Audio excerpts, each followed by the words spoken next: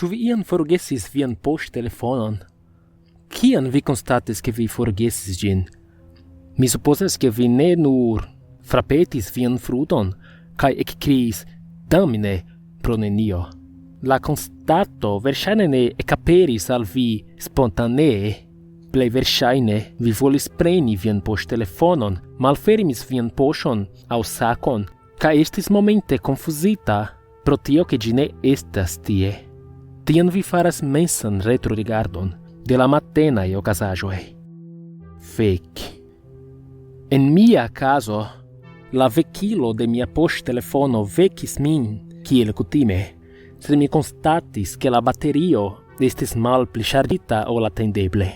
Ĝi estis nova poŝtelefono kaj havis tiun ĉagrenan kutimon lasi aplikaĵojn funkcii, kiu malplenigas la baterion dum la nokto. Do mi metis ĝin en ŝargadon kaj iris duŝi min, anstataŭ en mian sakon, kiel kutime. Estis momenta devojiĝo de la rutino, sed estis nur tio. En la duŝejo mia cerbo revenis en la rutinon, kiun ĝi sekvas ĉiumatene, kaj jen ĉio forgesite. Ĉi tio ne estas nur mi estanta mallerta laŭ kiam mi poste esploris. Ĉi tio estas taksita kiel cerba funkcio. Via cerbo ne nur laboras en la unua nivelo, ĝi laboras en pluraj. Ekzemple, kiam vi marŝas ien, vi pensas pri via celo kaj eviti hazardaĵojn, sed vi ne bezonas pensi pri tenadi viajn krurojn moviĝantaj ĝuste. Mi ne pensis pri reguli mian spiradon. Mi pensis, ĉu mi prenu kafon survoje al la laboro. Mi prenis. Mi ne pensis pri movi mian matenmanĝon laŭ miaj intestoj. Mi scivolis, ĉu mi finos ĝustatempe por preni mian filinon Emilio de la infanejo post la laboro aŭ prenos alian pagon de malfruo. Jen la afero. Estas nivelo de via cerbo, kiu nur traktas rutinon, por ke la resto de via cerbo povu pensi pri aliaj aferoj. Pensu pri tio. Pensu pri via lasta marŝado ien. Kion vi vere memoras? Verŝajne malmulte, se io. Plejparte de la ordinaraj faritaĵoj malklariĝas en unu, kaj rememori iun aparte estas science malfacile. Faru ion sufiĉe ofte, kaj ĝi fariĝas rutino. Daŭre faru ion, kaj tio ĉesas esti laborata de la pensa parto de la cerbo, kaj estas forigita al la parto por traktado de rutino. Via cerbo plu faras tion, sen ke vi pensas pri tio.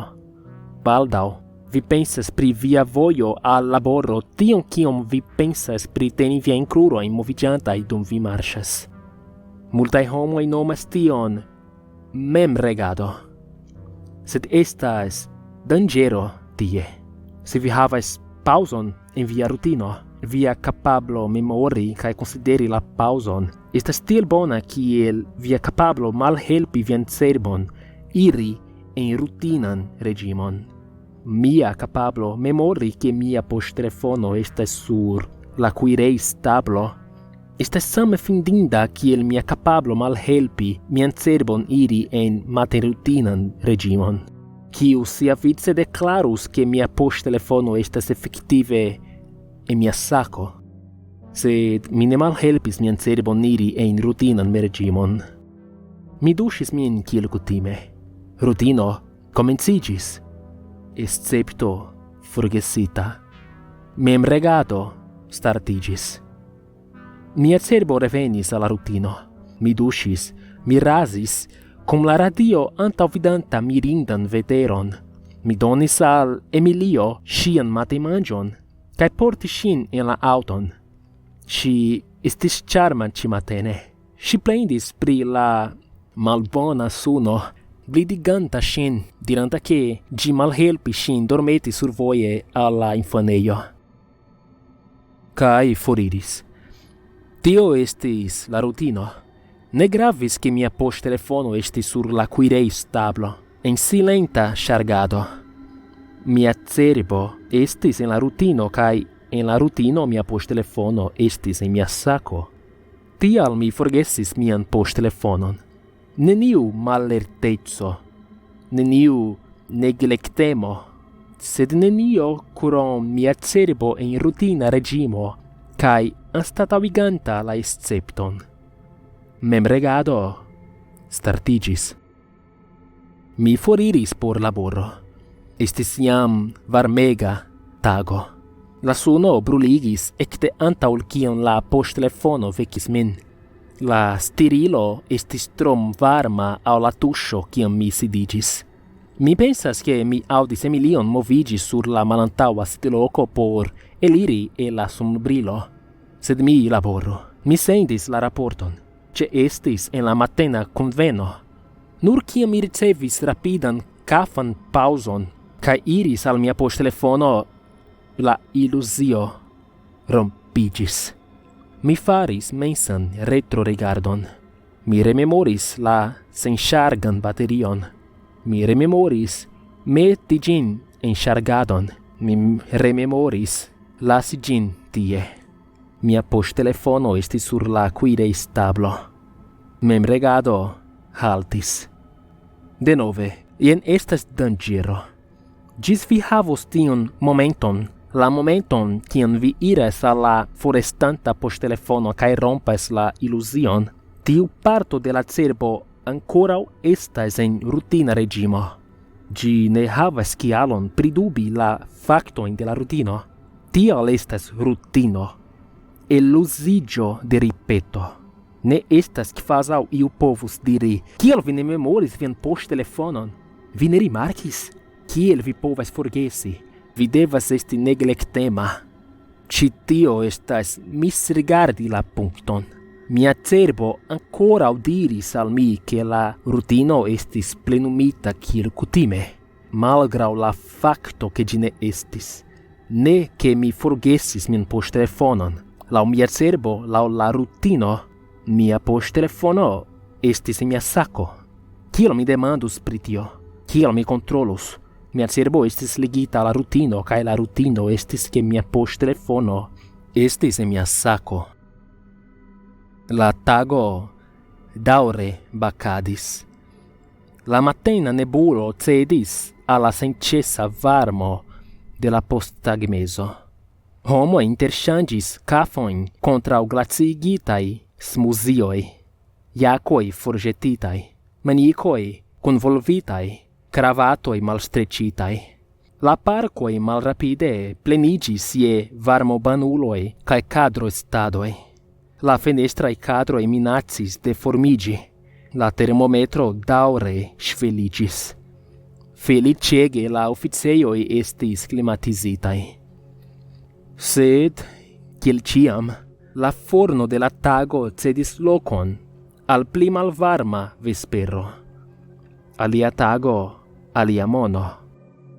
Ankoraŭ malbenante min pro forgesi la poŝtelefonon, mi veturis hejmen. La taga varmo bukis la internon de la aŭto, liberigante teruran odoron de ie. Kiam mi alvenis sur la enveturejon, la ŝtonoj knaris komforte sub miaj pineoj. Mia edzino salutis min ĉe la porto. Kie estas Emilio? Fek! Kvazaŭ la poŝtelefono ne estis sufiĉe malbona. Post ĉio mi lasis Emilion en la infanejo fine. Mi tuj rapidis reen al la infanejo. Mi alvenis al la pordo kaj komencis ekzerci miajn ekskuzojn, scivolante vane ĉu mi povus forkuri de pago de malfruo. Mi vidis paperon algluitan al la pordo. Pro vandalismo dum la nokto, bonvolu uzi la flankan pordon nur hodiaŭ. Dum la nokto? Kio? La pordo estis perfektaj ĉimaten. Mi frostiĝis. Miaj genuoj ektremadis. Vandaloj. Ŝanĝo en la rutino. Mia poŝtelefono estis sur la kuireistablo. Mi ne estis ĉi tie ĉimatene. Mia poŝtelefono estis sur la kuireistablo. Mi preterveturis, ĉar mi trinkis kafon. Mi ne demetis Emilion. Mia poŝtelefono estis sur la kuireistablo. Ŝi estis moviĝinta sur sia sidloko. Mi ne vidis ŝin en la retrospegulo. Mia poŝtelefono estis sur la kuireistablo. Ŝi ekdormis. Ŝi ne parolis kiam mi preterveturis ŝian infanejon. Mia poŝtelefono estis sur la kuireistablo. Ŝi ŝanĝis la rutinon. Mia poŝtelefono estis sur la kuireistablo. Ŝi ŝanĝis la rutinon, kaj mi forgesis demeti ŝin. Mia poŝtelefono estis sur la kuireistablo. 9 horoj, tiu aŭto, tiu bakanta suno, neniu aero, neniu akvo, neniu klimatizilo, neniu helpo. Tiu varmego, stirilo tro varma la tuŝo. Tiu odoro. Mi marŝis al la aŭta pordo, sensentema, konsternita. Mi malfermis la pordon. Mia poŝtelefono estis sur la kuireistablo, kaj mia filino estis morta. Memregado haltis.